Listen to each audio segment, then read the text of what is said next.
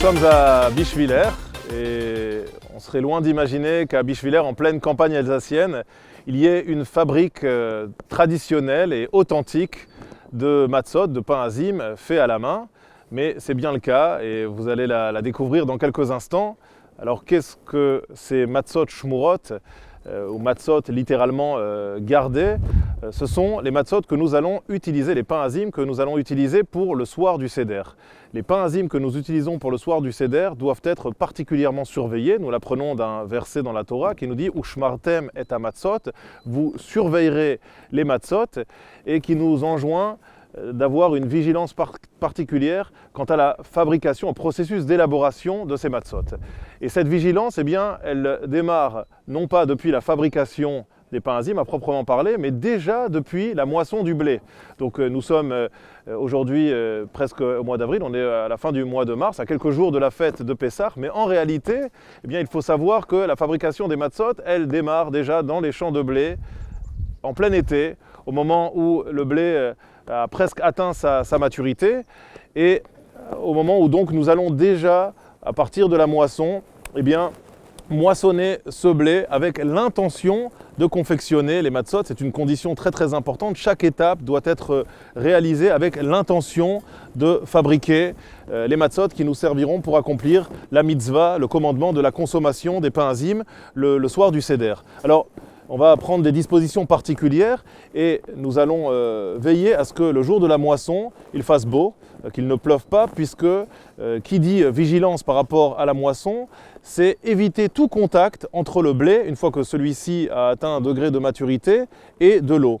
Et nous sommes tellement vigilants que nous veillons même à ce que le blé n'ait pas atteint totalement sa maturité au moment où nous le moissonnons, parce que d'après certains avis, eh bien, lorsque le blé, alors qu'il est encore rattaché au sol, a déjà atteint sa maturité, il pourrait déjà commencer à fermenter si jamais il était au contact de fortes pluies. Donc on va veiller à ce que le blé soit moissonné un jour de beau temps, et le blé va être entièrement surveillé, j'ai envie de dire presque sous protection policière, depuis ce moment-là et jusqu'au moment où nous allons le moudre. Le blé est mis dans des sacs qui sont bien sûr soigneusement scellés, et nous allons donc être vigilants à ce qu'il ne rentre pas en contact avec de l'eau. Nous allons également bien sûr surveiller toutes les étapes de la mouture. Alors deux possibilités, ou bien une mouture traditionnelle à l'aide d'une machine, ou bien pour ceux qui se montrent encore plus scrupuleux, une mouture qui va être faite à la main à l'aide donc d'un moulin manuel. Et toujours, bien sûr, à chaque étape, avec cette intention de réaliser la mitzvah, d'accomplir le commandement de la matzah que nous allons consommer le soir du Seder. Cette farine, une fois qu'elle a été moulue, là aussi est mise dans des sacs, bien sûr dans un endroit sec où il n'y a aucun risque qu'elle soit en contact avec une source d'humidité, et nous allons là aussi la sceller de manière à être certain que cette farine respecte jusqu'au moment où nous allons l'utiliser pour la fabrication des matzot, qu'elle respecte toutes les conditions précitées. Et c'est cette farine que nous avons utilisée et que nous allons utiliser aujourd'hui pour la fabrication des matzot, une farine qui a donc respecté toutes ces étapes. Les différentes étapes que nous allons accomplir aujourd'hui sont assez simples, mais elles vont être réalisées toujours avec énormément de vigilance. Eh bien, c'est mélanger cette farine avec de l'eau. Alors, on va également expliquer le statut particulier de cette eau. C'est ni de l'évian, ni de l'eau minérale d'une marque particulière, mais c'est une eau qu'on aura pris le soin de puiser depuis la veille. Déjà, il faut au moins qu'il y ait eu une nuit où cette eau ait déjà été puisée, parce que ça lui permettra de refroidir et de ne pas, lorsqu'elle sera en contact avec la farine, puisque notre ennemi, nous avons deux ennemis lorsque nous fabriquons la matzah, le pain azim, c'est la chaleur bien évidemment, puisque c'est la chaleur qui va accélérer le processus de fermentation, et le temps. Voilà nos deux ennemis.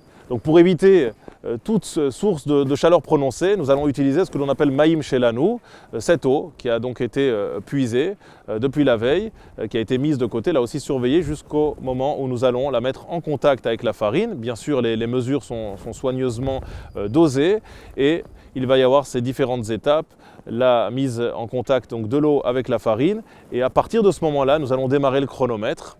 C'est une mesure de sévérité. On pourrait commencer démarrer le chronomètre un peu plus tard, mais nous avons démarré aujourd'hui 2 chronomètres. Un au moment où on a mis en contact l'eau avec la farine et un deuxième chronomètre au moment où la pâte cesse d'être travaillée, d'être pétrie, au moment où on va commencer à rouler cette pâte pour lui donner sa forme.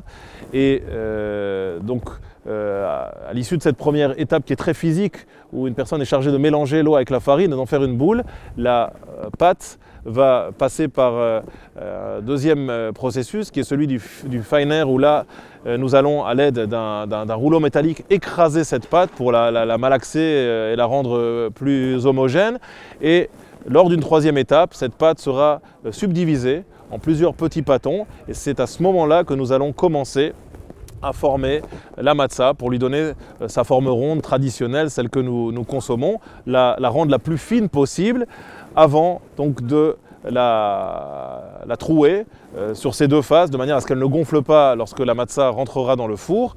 La dernière étape est celle de la cuisson, une cuisson dans un four traditionnel, un four avec une chaleur extrêmement élevée, à plus de 500 degrés, de manière à ce que lorsque cette pâte rentrera en contact avec le four, elle soit immédiatement cuite en l'espace de quelques secondes, qu'elle n'ait pas le temps de fermenter, c'est tout l'objectif. Elle reste uniquement quelques secondes dans le four, nous la sortons et cette matzah sera prête à être consommée. On va faire une dernière vérification qui consiste à bien regarder la cuisson et à s'assurer que la matzah soit friable, qu'elle se casse très rapidement.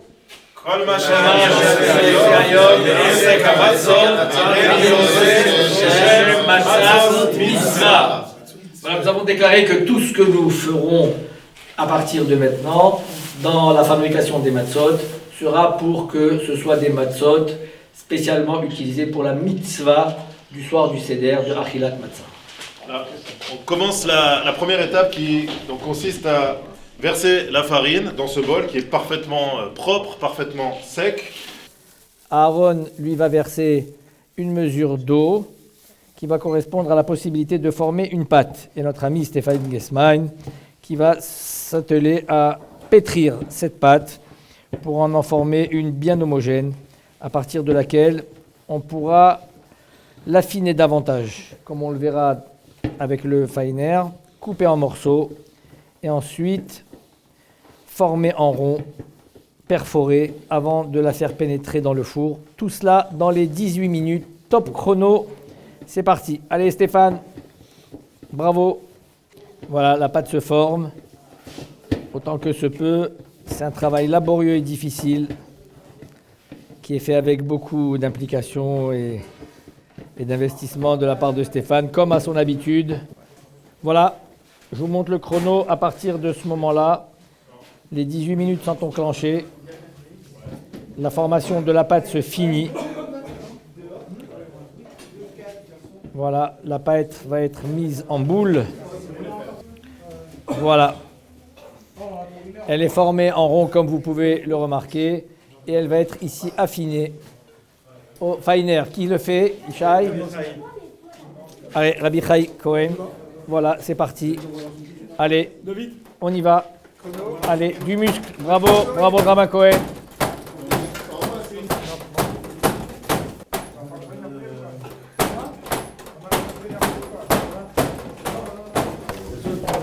David, oui.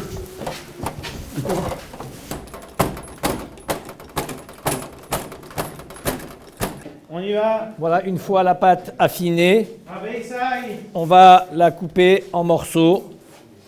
Et chacun va avoir un rouleau à pâtisserie pour former des ronds de matzah.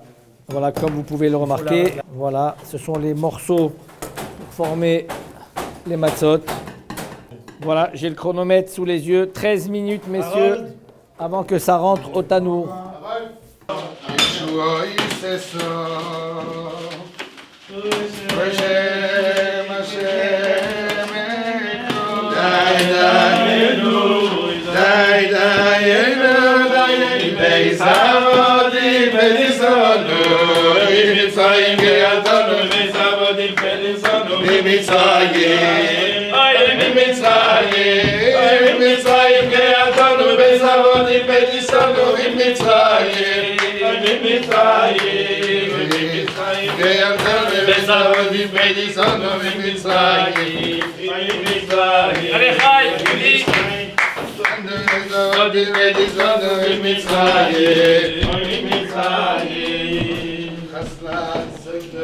Donc nous sommes à la troisième étape de fabrication des matzot. La pâte a été travaillée. Elle a été travaillée une première fois par la personne qui va pétrir la pâte, une deuxième fois par le fineur. Et maintenant, nous allons donc diviser la pâte en petits pâtons. Et chaque pâton va être travaillé de manière à donner une forme ronde à la matzah, puisque traditionnellement, nous avons l'habitude, pour les matzot que nous consommons le soir du Seder, d'avoir des matzot rondes, qui rappellent la forme des matzot consommés par nos ancêtres.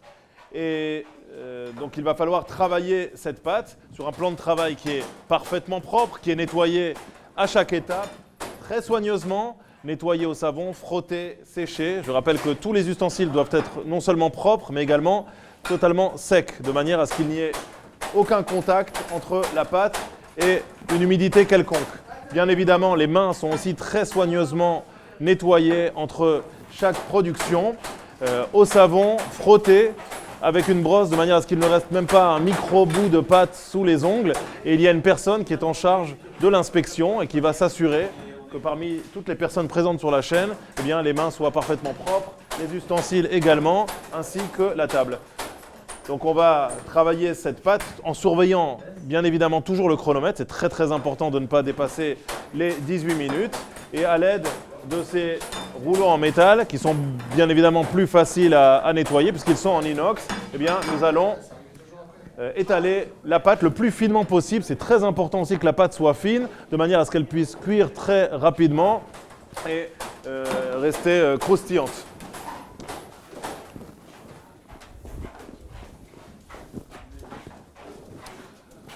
On arrive à la quatrième étape. Le chef de la quatrième étape, c'est le Rav Koriat. Voilà, donc après avoir étalé les matzot sur la table, maintenant on va les perforer avec cela pour qu'elles puissent bien cuire. On les perfore d'un côté puis de l'autre. Une fois qu'elles sont bien perforées, tu l'as fait des deux côtés, on appelle matzah la tanour. C'est-à-dire qu'on va les rentrer maintenant au four. On les met à cheval sur ces bâtons. La deuxième. Voilà. Allez messieurs, 10 minutes. Elle est enfournée dans ce four, qui je vous le rappelle est un four traditionnel, chauffé au feu de bois, qui atteint une température supérieure à 500 degrés. On est aux alentours de 550 degrés Celsius. Et donc vous l'imaginez, la matzah va cuire très rapidement. Elle est disposée à même la brique. Et au bout de quelques secondes, la matzah est prête. On évite bien sûr de trop la tripoter lorsqu'elle est dans le four. Et une fois qu'elle est prête, eh bien, elle est sortie pour être disposée sur la table. J'avais fait remarquer quelque chose de très très important. Vous l'aurez remarqué, chaque bâton est enveloppé d'un morceau de papier kraft. Et ce morceau de papier kraft à usage unique est changé entre chaque enfournement de manière à ce qu'il n'y ait pas de résidus de pâte précédente sur la nouvelle pâte qui va être disposée sur le bâton. On a deux possibilités, ou bien poncer le bâton, ou bien utiliser du papier kraft, ce qui est beaucoup plus pratique puisqu'on peut le jeter entre chaque production. Voilà, on arrive donc à la sortie du four.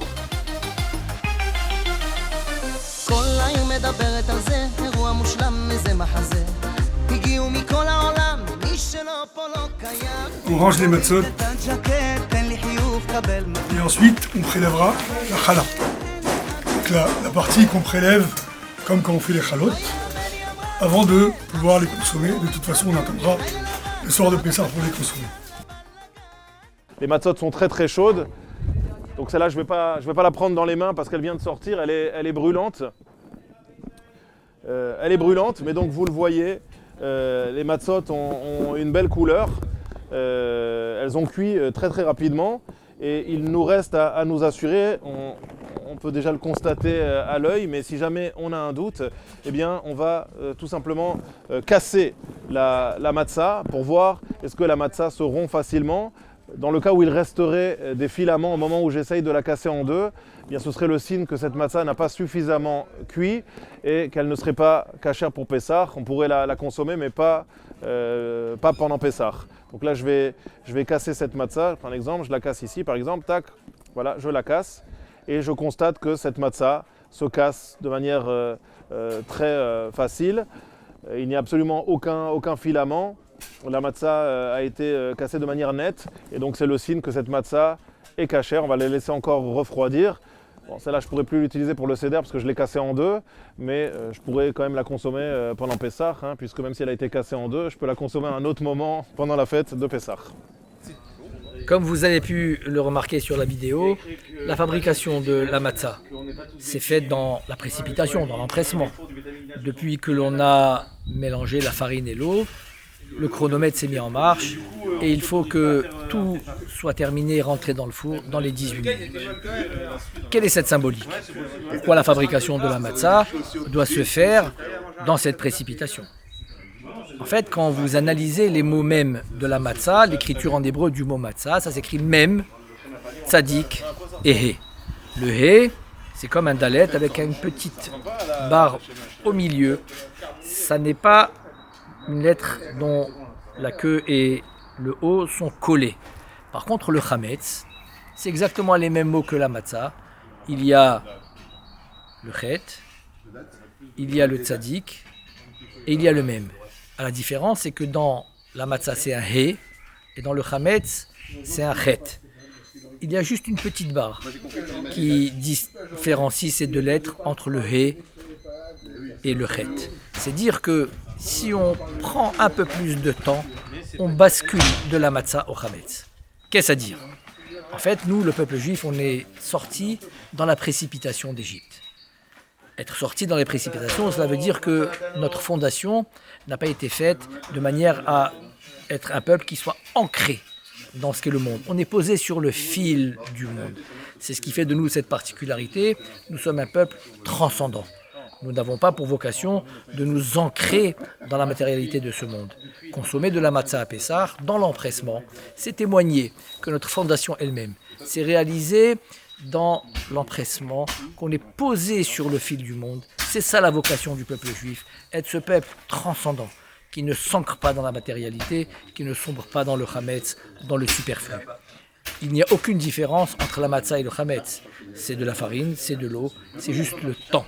Quand nous, le peuple juif, on est au-delà du temps, quand on est dans l'empressement, quand on est dans ce qui permet à nous de ne pas nous ancrer dans ce monde-ci, on reste ce peuple transcendant et nous témoignons ainsi de la grandeur de notre spiritualité et de la fondation spécifique de ce qu'a été ce moment de la sortie d'Égypte, Pessah Kasher, Vesameach.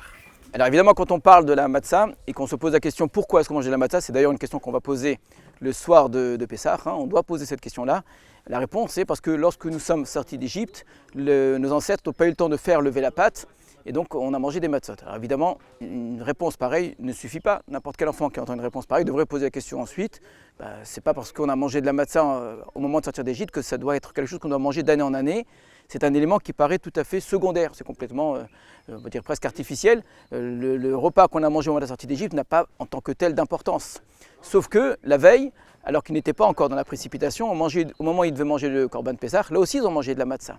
Donc on voit bien que cette précipitation qui est celle du départ de la sortie d'Égypte et qui a fait manger de la matzah n'est pas quelque chose qui est simplement lié à un accident de l'histoire, c'est quelque chose qui est entièrement désiré. On va essayer d'expliquer ça rapidement.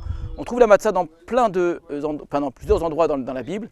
On trouve chez Lot, qui dans la précipitation doit recevoir des invités alors que les gens de la ville veulent les tuer. On retrouvera chez Gidon un juge qui reçoit un malach et qui lui aussi, dans la précipitation, va faire des matzot.